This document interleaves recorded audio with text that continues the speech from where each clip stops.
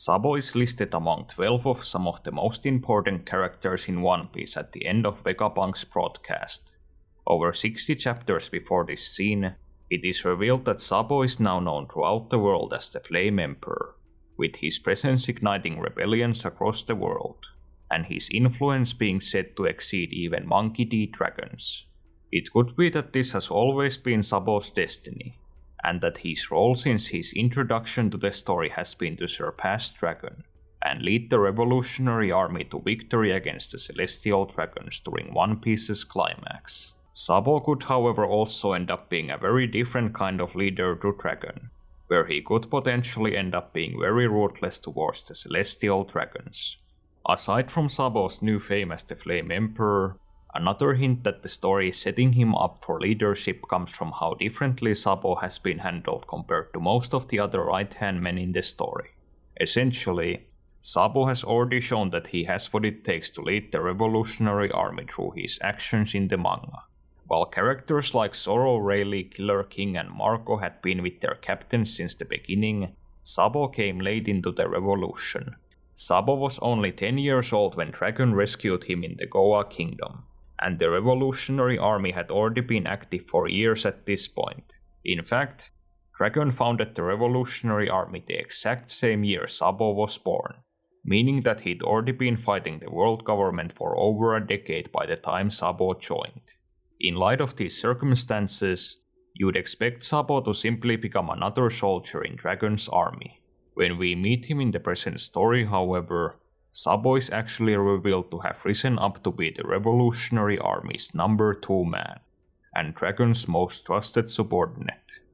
This is something Sabo managed to do despite being just a kid when he joined, struggling with amnesia, and having no devil fruit powers. Dragon's other officers are also no pushovers. We've seen that Dragon might actually have some of the strongest subordinates of any One Piece organization, as they're able to hold their own against Navy admirals. All of them are also considerably older than Sabo, and had seemingly been in the army for years before him.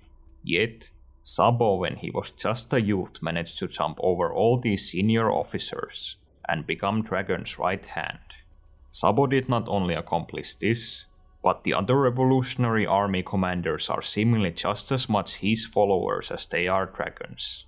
Just as an example, take a look at how the commanders dress. Most of them have actually copied Sabo's look, where they're wearing the same kind of hat and goggles that he does. This style does not originate from the revolutionaries, but from Sabo himself, as he already had this style before he joined. The most likely explanation is that this is a style Sabo inspired in the army. It is also not just the way they dress, but the commanders also clearly have a lot of faith in Sabo.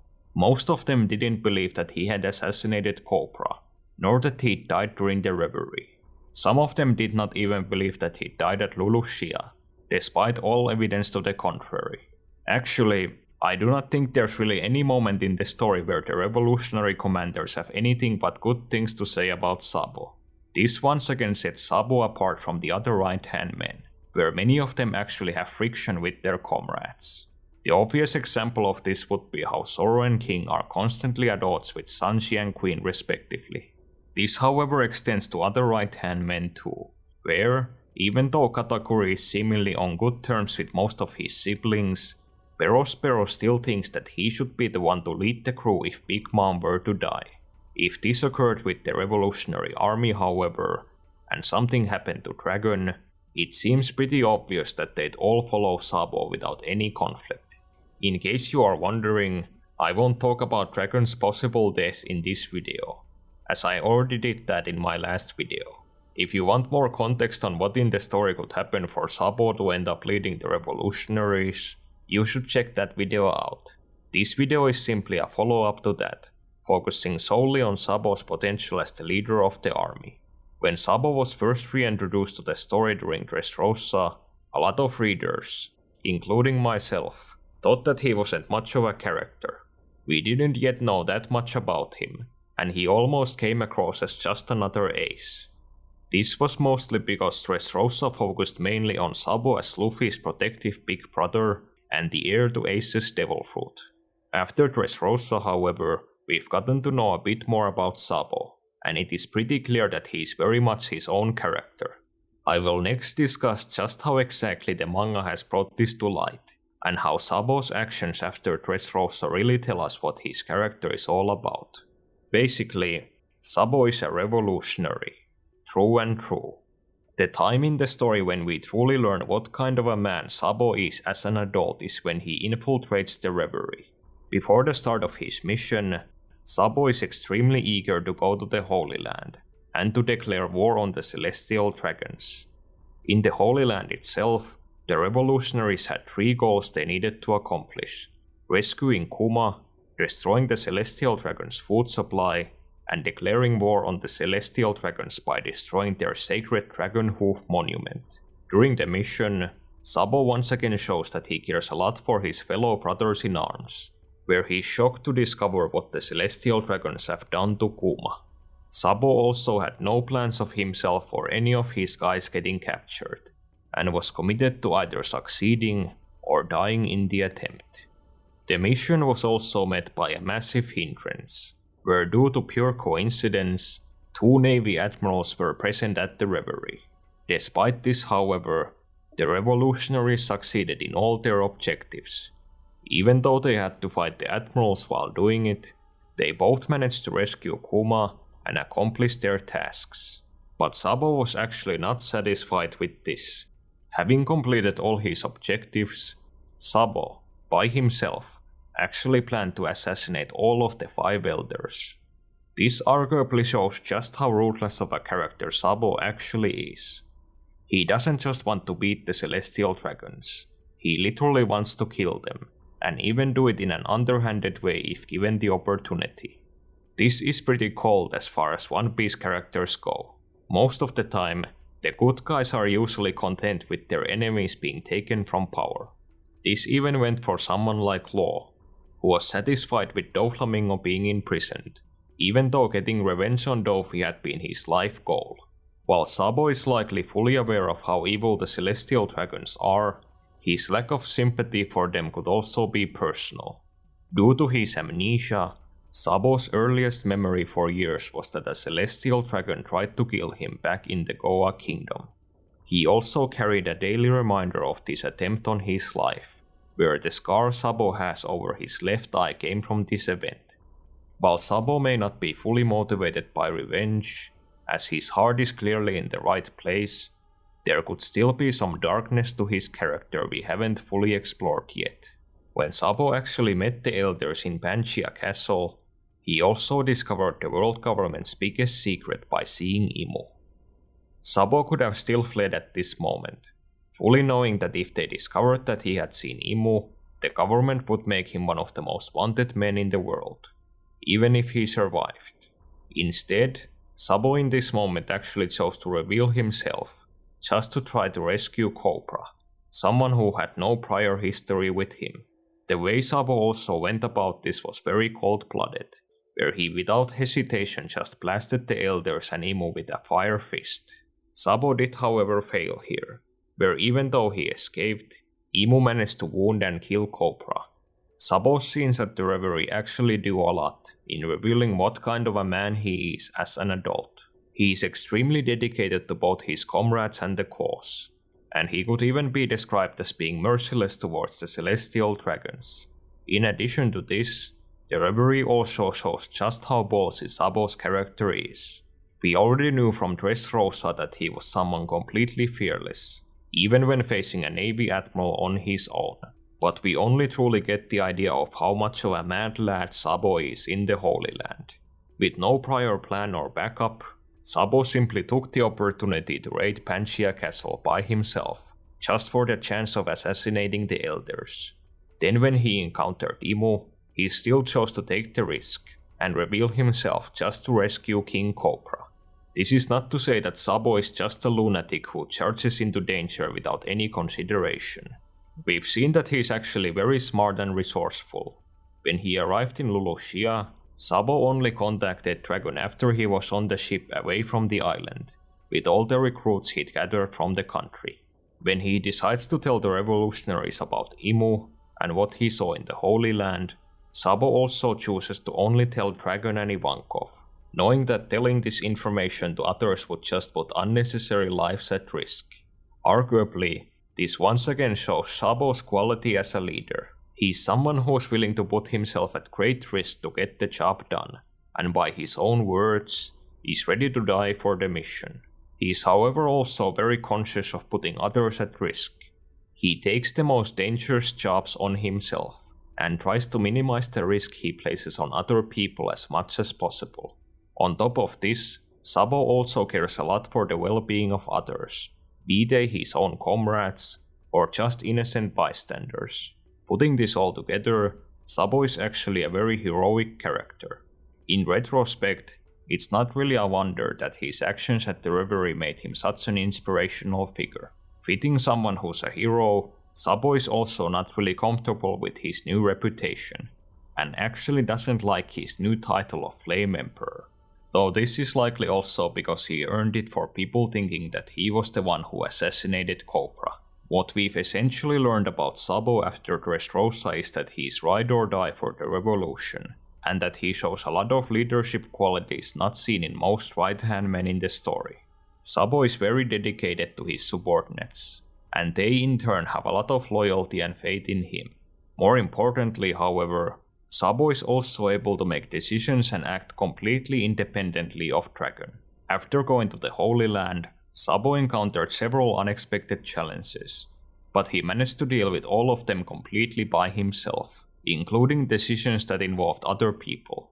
In this regard, of Luffy's followers, Sabo is more similar to someone like Sanji than he is to Zoro, where he is able to think on the spot and not always brute force his way through problems.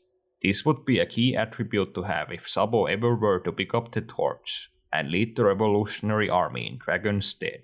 One final thing I'd like to discuss in this video is the story potential of Sabo becoming the leader of the revolutionaries. Basically, there's a lot of potential plot elements the story could pull from if Sabo were to become one of the main characters in One Piece's climax. Before I break this down, however, you should consider becoming a member of this channel. A lot of my older videos are actually under lock, and can only be accessed if you become a channel member. You could do the moral thing and free them if you wanted, and maybe even stop videos in the future from getting locked from you. However, the only way you could accomplish this is through the membership tab, and to give you a hint, you can find the link to it in the description. Sabo becoming the head of the revolutionary army would probably mean that he'd be one of the main characters in the story's endgame. This could work pretty well for Sabo, because he's actually very connected to other important characters in the story. Naturally, he's the sworn brother of both Luffy and Ace. While the latter is dead, we've seen that his actions still influence the story even in the final saga, and we constantly meet other characters who have a history with Ace. Due to his childhood, Sabo is also connected to Garp, though admittedly less so than Luffy and Ace. What is however interesting to note is that Sabo is pretty much the only character in the story with a relationship with Luffy, Luffy's father, and Luffy's grandfather. Even Luffy himself doesn't have any relationship with Dragon, and Sabo's character could play an important role if this is ever explored. Outside the Monkey family and the revolutionaries, Sabo is also one of the very few alive characters who's met Imu. He is also pretty much the only good guy next to Vivi who now has a personal connection to Imu, as Sabo both fought Imu, and the latter destroyed Lelouchia Kingdom in an attempt to kill Sabo.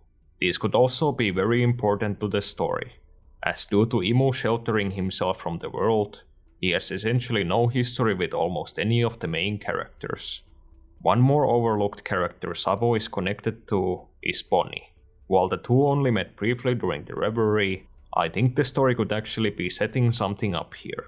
After the Egghead arc, Bonnie might end up becoming a far more important character in the final saga than a lot of readers initially thought, as she can literally command all of the Pacifista based on her father. Sabo and Bonnie are certainly already somewhat connected through Kuma, but what could be even more interesting is Bonnie's lineage.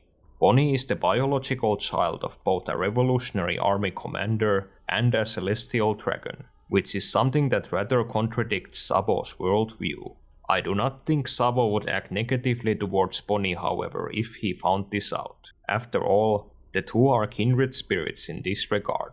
Sabo's own biological family is the royalty that rules over the Koa kingdom, and his own path in life is living proof that your birth does not determine what kind of a person you are. Still, Bonnie's lineage makes her a very unique character in the story, and could be something the story could use to further develop Sabo.